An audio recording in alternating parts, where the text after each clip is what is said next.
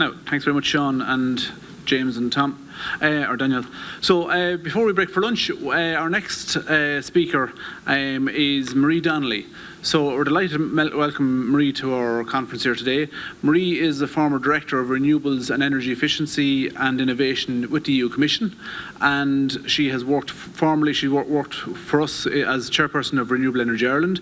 Myself and Sean worked with her in developing the 40 by 30 report along with her other IrBEA members, and she is now the Chair of the Climate Change Advisory Council. So Marie, I invite you up to the stage. Thank you very much.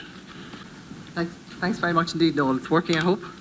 I realise I'm standing between you and lunch, which is not a good place to be. So I'm going to just take chunks out of my proposed address and just kind of focus on a few key points.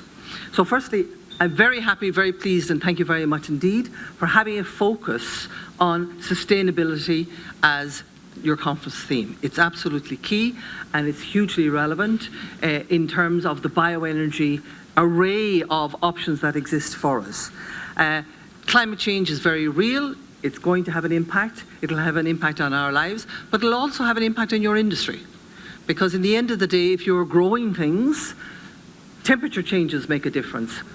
Rainfall makes a difference. Drought makes a difference. So it's very much in your interest to work in the area of climate action because it is a mechanism of survival for your own industry. You've had this morning a number of presentations of a range of both targets and indeed policies that have been set out here in Ireland as part of our climate action, the Climate Action Plan. A number of these have been proposed already, some of them are planned, and indeed a number of them are delayed. And I'd like to focus a little bit on some of the challenges that we have because of the urgency of action that we are confronted with. Firstly, we have a difficulty in terms of policy. It's not coming out fast enough, and I'll mention a few of them that are delayed as I'm going to it. We have a problem in terms of planning.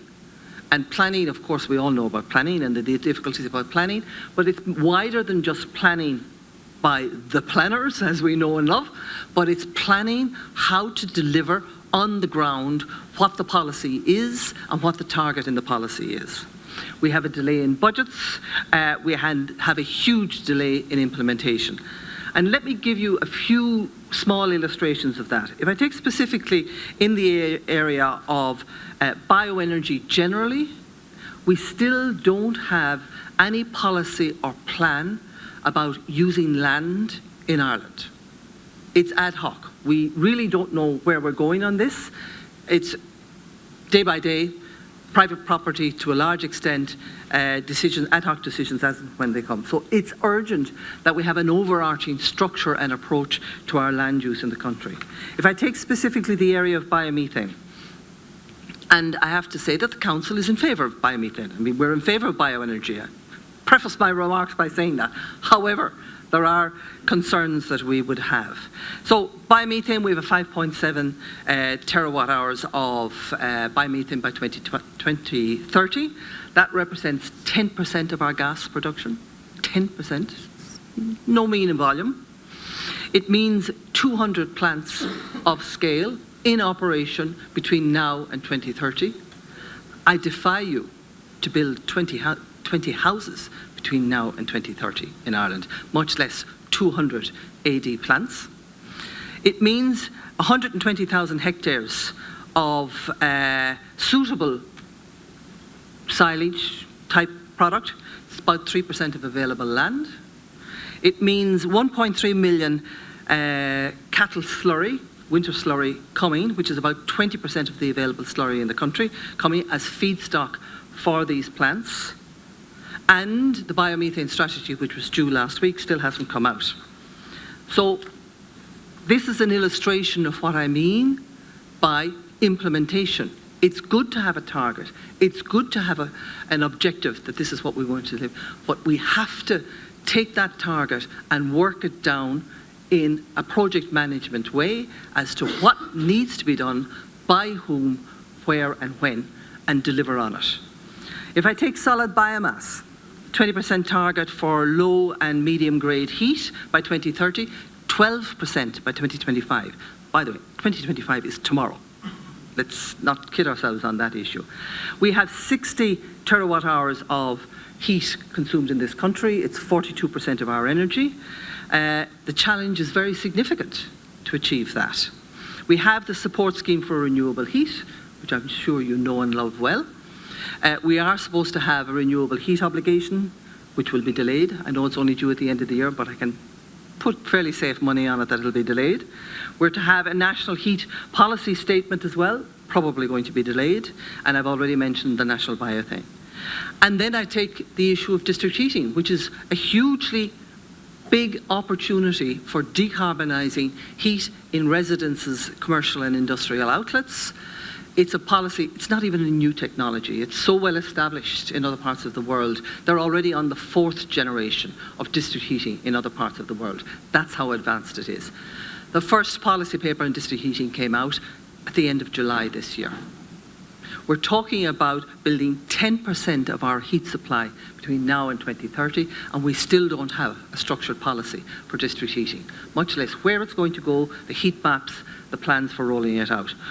It would mean we'd have to connect 200,000 houses between now and 2030 to the district heating system, and 2,500 public or commercial buildings as well. I'll leave it to you to figure that out.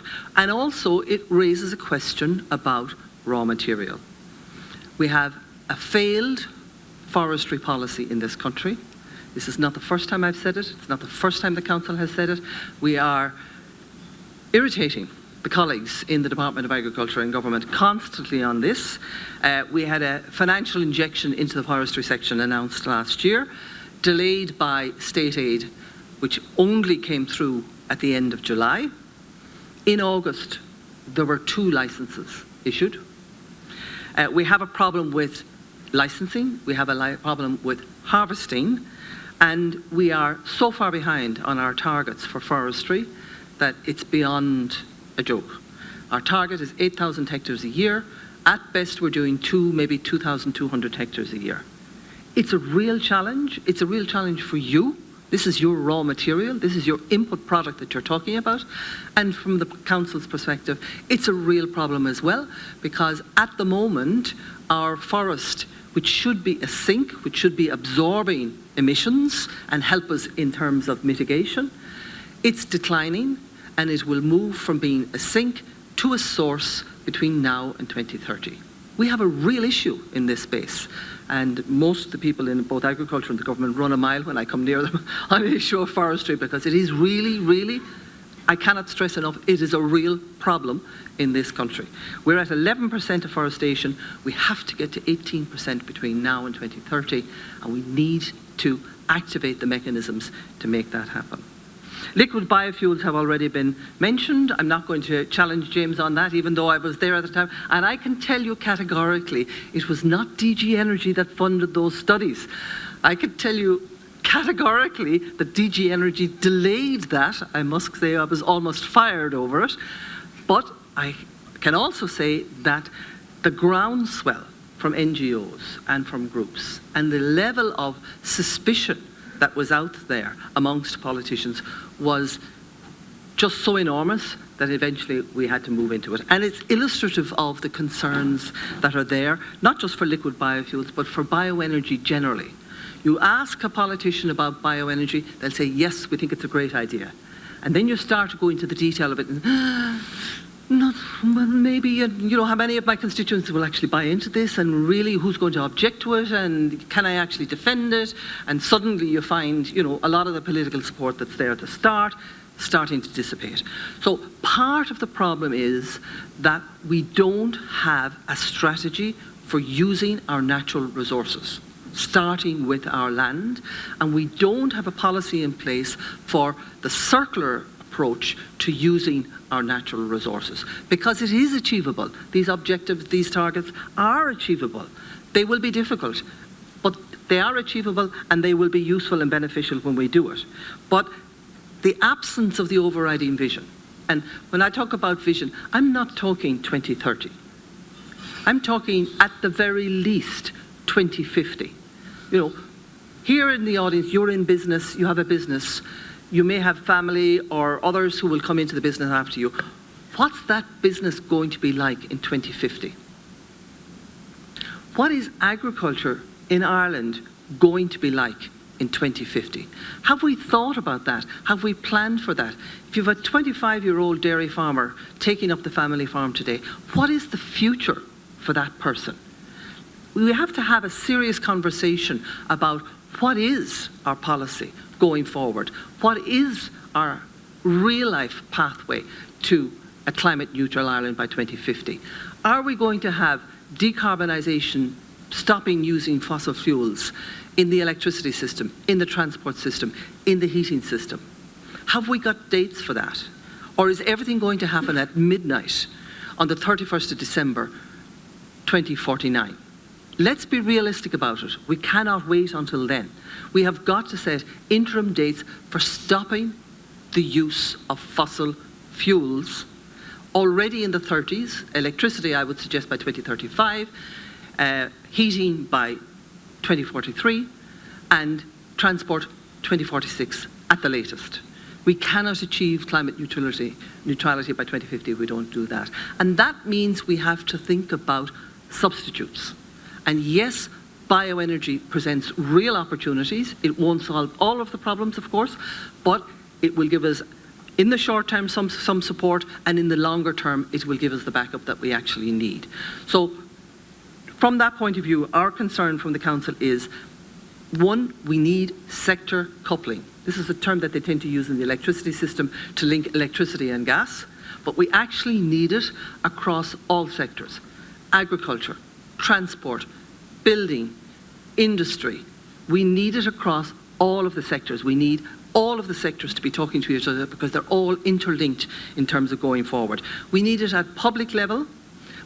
That means that we need government departments talking to each other and working together and not in silos. We need the private sector to work together across the sectors, and each then with the respective public sector. At national level, but probably even more importantly, at local level. Much of the difficulty that we're facing now is actually coming at local level, where, for example, if I take wind farms, applications for wind farms have gone in, and between the application and the decision, the local development plan has changed to prohibit wind farms. And this year, we haven't had a single wind farm approved for planning. Not a single wind farm.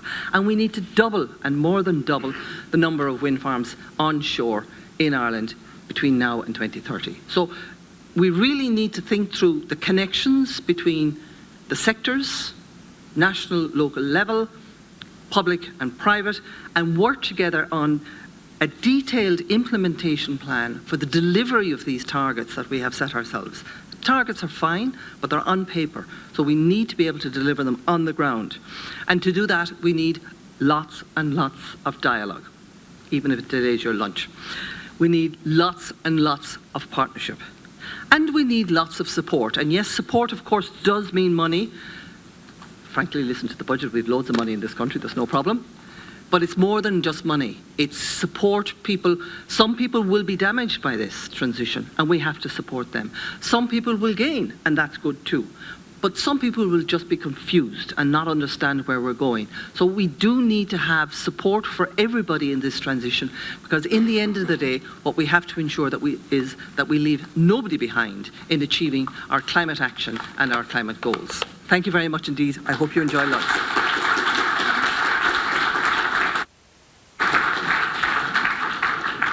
Thank you very much for that. We want, Marie, it's always inspiring to hear the depth of knowledge that comes there.